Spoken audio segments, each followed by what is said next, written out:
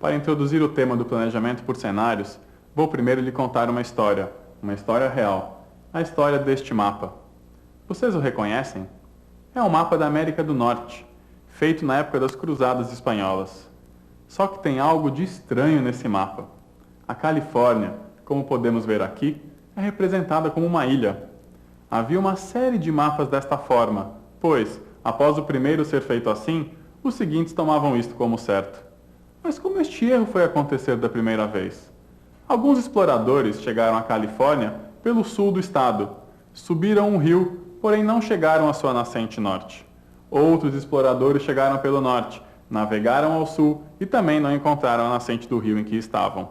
Como bons cartesianos que eram, os desenhistas de mapa juntaram os dois pontos, formaram uma linha reta e, voilá, estava criada a ilha da Califórnia. Quando os primeiros missionários quiseram levar a palavra de Deus para dentro do continente americano, eles tiveram um certo trabalho extra. Contornaram a América do Sul, aportaram na Califórnia, e como teriam que atravessar o Golfo da Califórnia quando chegassem do outro lado da ilha, eles desmontaram seus barcos, colocaram no lombo de burros e partiram para atravessar uma serra de aproximadamente 1000 metros. Depois da serra, encontraram a maior praia que já tinham visto. Na verdade, apenas um deserto. Escalaram a serra de volta, remontavam os seus barcos e voltaram para a Espanha e Portugal, dizendo que não havia nenhum Golfo da Califórnia. O que os desenhistas de mapa responderam? Os mapas estão certos. Vocês é que devem ter estado no lugar errado. Depois dos primeiros missionários atestarem que a Califórnia não era uma ilha, levou quase 50 anos para que os mapas fossem mudados. Isso só porque um deles finalmente chegou num posto tão alto na igreja que pôde pedir diretamente ao rei da Espanha, que teve que fazer uma lei. Não se fazem mais mapas mostrando a Califórnia como uma ilha. Qual é a moral desta história para os líderes das organizações atuais, públicas ou privadas, grandes ou pequenas? Primeiro, se você tem os fatos errados, você constrói o mapa errado. Segundo, que se o seu mapa está errado, você fará coisas erradas, como escalar uma serra carregando barcos. E terceiro, não menos importante, é muito difícil mudar os nossos mapas. E vocês sabem qual é um dos mapas mais importantes e influentes em qualquer organização? O mapa do futuro. Toda organização tem, ou deveria ter, o seu mapa sobre o futuro. Hoje enfrentamos as decisões de entrar ou não num novo mercado, expandir, manter ou retrair as nossas operações, aumentar, manter ou diminuir a equipe de trabalho. Nós tomamos essas decisões hoje, porém, quando saberemos se foram as decisões certas ou erradas? Somente no futuro. E por quê? Porque muitas das consequências dessas decisões de hoje só vão acontecer lá, no futuro. O nosso mapa sobre o futuro, muitas vezes, é recheado de algumas dúvidas e várias certezas. Eu sei que o PIB brasileiro aumentará. Eu sei que este concorrente não entrará neste mercado. Eu sei quem vai ganhar as próximas eleições. Infelizmente, porém, muitas das nossas certezas sobre o futuro são ilusórias. A história nos mostra vários exemplos de empresas que confiaram demais nas suas certezas. Como a gravadora inglesa, que rejeitou a fita demo de uma banda nova por saber que o público não iria gostar do som daquela guitarra. Jogou no lixo a chance de lançar os Beatles. Ou a IBM, que no início da década de 80 não se importou com o mercado de PCs, pois estimava uma demanda total de apenas 295 mil unidades para a década, quando a demanda real foi de 25 milhões. Isso nos coloca em um dilema. Por um lado, precisamos pensar sobre o futuro, pois o sucesso das decisões mais importantes de qualquer organização depende dele. Por outro lado, o futuro é imprevisível, incerto. O que fazer?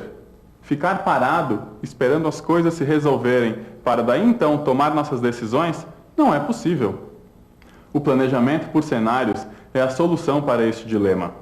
Cenários são uma ferramenta para ordenar a nossa percepção sobre os ambientes futuros, alternativos, onde as consequências das nossas decisões estratégicas de hoje vão acontecer.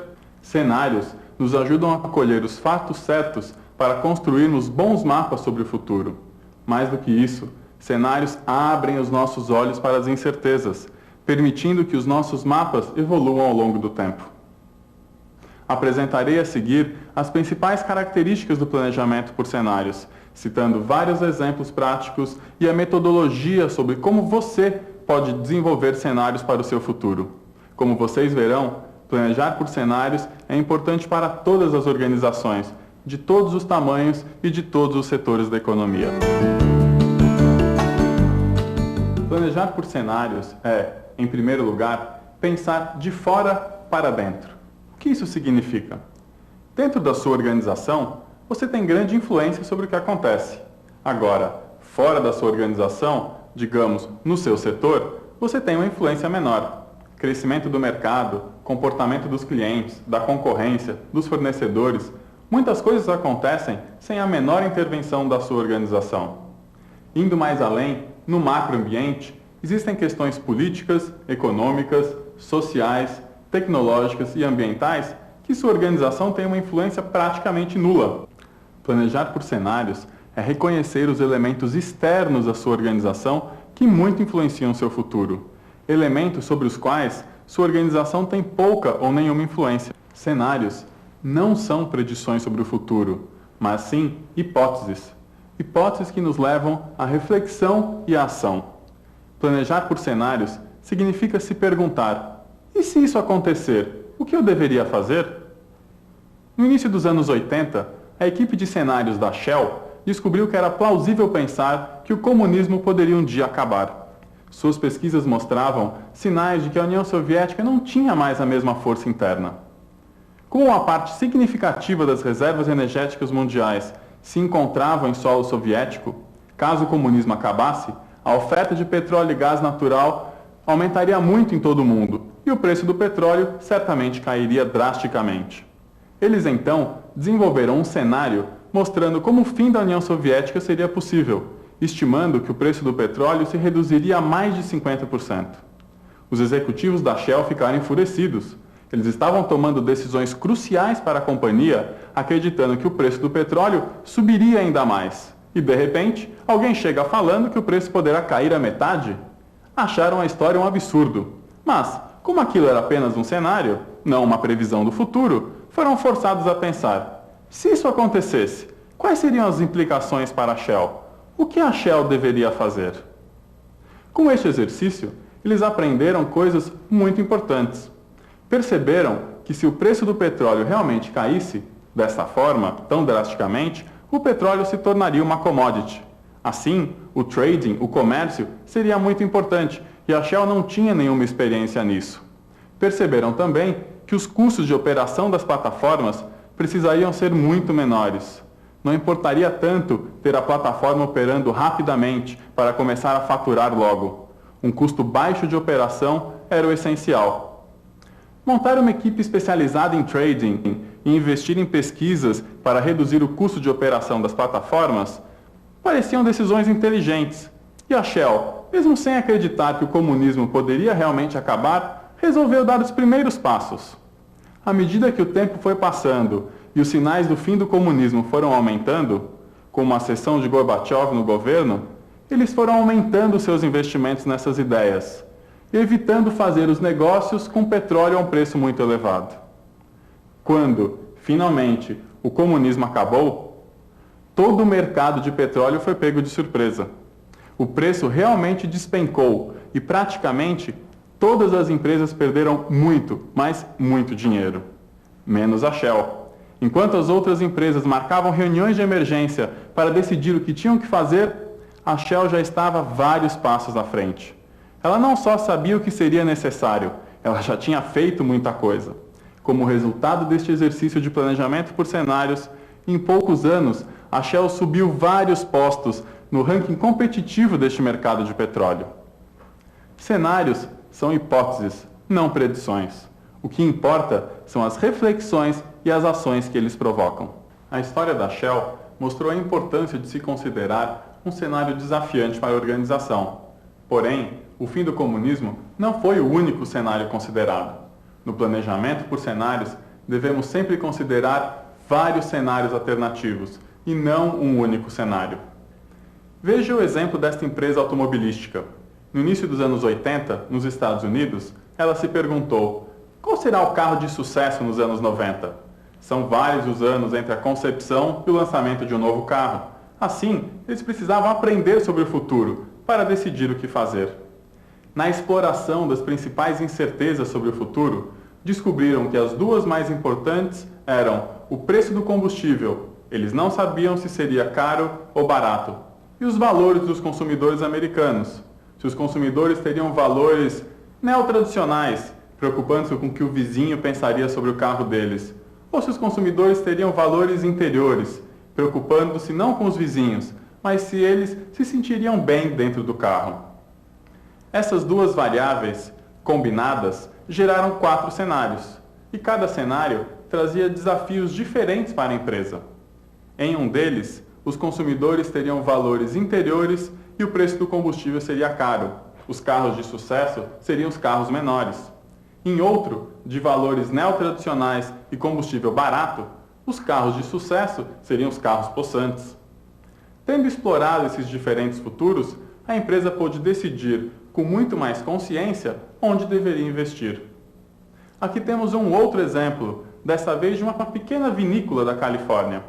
Preocupada com o futuro do mercado de vinho no seu estado, suas principais incertezas eram a regulamentação do mercado de vinho, se o mercado seria aberto ou fechado à importação, e a imagem do vinho, se seria positiva ou negativa. Mais uma vez, essas duas principais variáveis criaram 4 cenários diferentes para o futuro do mercado de vinho na Califórnia. Para pensar sobre o futuro, sempre faça um planejamento por cenários, não um cenário único. Afinal, o futuro é imprevisível. Para serem úteis, os cenários devem desafiar os nossos mapas mentais. Como no caso da Shell, não adianta pensar em vários diferentes futuros como sendo um otimista, um pessimista e um realista, como muita organização faz, todos dentro de uma mesma lógica. Vejam o caso desta empresa de equipamentos de perfuração de petróleo. No início dos anos 80, ela fez uma previsão múltipla para sua demanda durante a década, com um cenário otimista, um pessimista e um realista. O que aconteceu de verdade? Ops! O futuro foi muito diferente do que eles imaginaram. O que aconteceu? Em 82, 83, o governo americano decretou uma lei de simplificação dos impostos. Até então, as empresas de petróleo nunca perdiam quando iam explorar novas reservas. Se ela achasse petróleo, ótimo. Se não achasse, tinha uma ótima dedução no imposto de renda. Com a nova lei, essa situação ganha-ganha acabou e as empresas passaram a ser muito mais cuidadosas. Como consequência, o mercado da empresa de equipamentos desmoronou. Essa lei antiga era, na verdade, o motor do crescimento do mercado desta empresa de equipamentos. Porém, nenhuma atenção foi dada a ela. A empresa fez, sim, múltiplas previsões, porém, todas dentro do óbvio, sem questionar os seus mapas mentais. Desenvolva sempre cenários que desafiem o chamado futuro oficial da empresa. Futuro oficial é aquele futuro que a empresa acha que vai acontecer. Pergunte-se, o que eu hoje tomo como certo, que se fosse diferente, mudaria drasticamente o futuro da minha organização? Nós tendemos a ser otimistas, não é mesmo? Nós não gostamos de pensar que coisas ruins podem nos acontecer, mas é importante pensar sobre elas. Se elas podem acontecer, é melhor estarmos preparados. Planejar por cenários fará o papel do advogado que, no altar, no momento do seu casamento, chega e lhe pergunta: como é? Já pensou no acordo do divórcio? Cenários devem ser sempre criados para uma necessidade específica. Existem diferentes momentos onde o planejamento por cenários pode ser importante. Eu posso ter uma decisão isolada para tomar, construir ou não uma nova fábrica. Cenários também podem ser úteis no meio do meu processo de planejamento estratégico, ajudando-me a responder uma série de questões. Agora, eu também posso desenvolver cenários simplesmente para aprender mais sobre um produto, uma região, alguma questão importante sobre o meu futuro. Cenários também, muitas vezes, são úteis para ajudar no processo de transformação de toda a organização, pois, com eles, você envolve toda a organização conversando juntas sobre o futuro. E também são vários os assuntos que você pode tratar nos cenários. Você pode fazer cenários para o futuro do seu negócio como um todo, Você pode fazer cenários sobre o futuro de um produto ou de uma categoria de produtos. Ou você pode fazer cenários para o futuro de uma área geográfica, de um mercado onde você atue.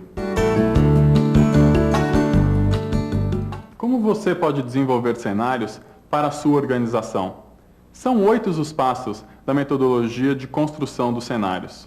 Primeiro, defina qual é a sua questão central. Qual é a questão que você quer ver respondida através dos cenários? Depois, faça um brainstorming dos chamados fatores chaves, aqueles fatores que estão em volta da empresa, próximo dela, mas que a empresa não influencia e que podem sim influenciar a questão central. Indo mais além, faça um brainstorming sobre as chamadas forças do ambiente, aqueles fatores mais amplos, sociais, econômicos, políticos, que estão mais longe da organização, mas que também influenciam seu futuro e a questão central. Com o brainstorming feito dos fatores chaves e forças ambientais, é importante fazer a priorização, descobrir quais são realmente as incertezas críticas, os fatores que, ao mesmo tempo, são importantes e incertos em relação à questão central. Feito essa priorização, passamos para a montagem da lógica dos cenários. Normalmente fazemos uma matriz, como aquele exemplo que vocês viram da indústria automobilística ou da empresa de vinho. Através dos 2 elementos principais e das suas incertezas, criamos 4 cenários diferentes. Definida a lógica, o próximo passo é a construção do cenário em si, ou seja, da narrativa. Contar uma história, não uma história sobre como o mundo estará no futuro, mas sim como esses diferentes mundos vão se desenvolver e se desenrolar de hoje até lá. Com essas histórias feitas, podemos passar para a discussão das implicações dessas histórias, desses cenários, para a sua organização. E quais são as opções estratégicas que você tem para lidar com cada um desses futuros. Discutido isso, o último passo é aproveitar os cenários para descobrir quais são os indicadores iniciais, quais são os pequenos elementos que vão lhe dizer se é o cenário 1, 2, 3 ou 4 que vai emergir, que vai se revelar. São vários os benefícios do planejamento por cenários. Em primeiro lugar, ele nos ajuda a mapear as incertezas críticas sobre o nosso futuro. Quando nós vamos tomar uma decisão, nós queremos ter à mão todo o conhecimento que nós podemos ter. Aquilo que nós não conhecemos, nós pesquisamos, vamos a campo, levantamos informações para que tenhamos à mão tudo o que nós podemos ter. Planejar por cenários nos ajuda a descobrir aquilo que nós não conhecemos, que nós não conhecemos. Nos ajuda a descobrir os fatores importantes para a nossa decisão, mas que nós nunca tínhamos pensado antes. O segundo benefício do planejamento por cenários é nos possibilitar a simulação das nossas estratégias atuais.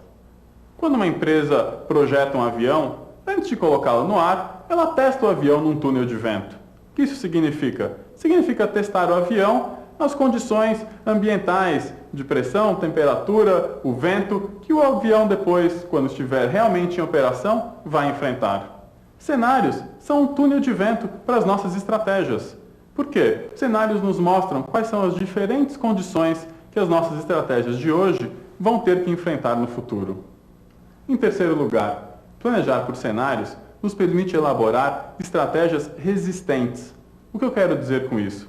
As estratégias, fruto dos cenários, serão resistentes a vários dos futuros diferentes que poderão emergir. Você desenvolve cenários e não necessariamente aposta em um. Não, você tem que considerar todos os cenários possíveis e pensar quais são as estratégias que funcionarão nos diferentes cenários, não importa o que aconteça. O planejamento por cenários nos permite também preparar estratégias contingenciais. Além da estratégia que vamos adotar naquele momento, cenários nos mostra o que deveríamos fazer caso esse ou aquele futuro se revele, aconteça de maneira diferente da que imaginamos. Como no caso da Shell, que tinha no bolso já preparado o que ela deveria fazer caso o comunismo acabasse. Enxergar melhor o futuro emergindo é outro benefício do planejamento por cenários. Se acreditamos que o futuro será de um jeito só, nós só perceberemos sinais que mostrem aquele futuro. Se imaginamos o futuro como um campo de diferentes possibilidades, nós enxergaremos pequenos sinais de cada um desses cenários, que mostram o futuro aparecendo. Nós abriremos a nossa cabeça, abriremos os nossos olhos para perceber o futuro que se revela. Por último, não menos importante, o planejamento por cenários permite a existência de uma conversação estratégica por toda a organização. Cenários são uma excelente maneira de envolver todos na sua empresa, na conversação estratégica, na conversação sobre o seu futuro. Esteja atento aos seus mapas mentais sobre o futuro. Questione-os. O futuro pode ser diferente daquilo que você gostaria. Pergunte-se, e se isso acontecer? E se aquilo acontecer? Prepare-se para vários futuros, não para um só. Esteja atento para o futuro que se revela. Preste atenção aos pequenos sinais que lhe mostrarão grandes mudanças. Desenvolva cenários e tenha uma pólice de seguros contra as incertezas.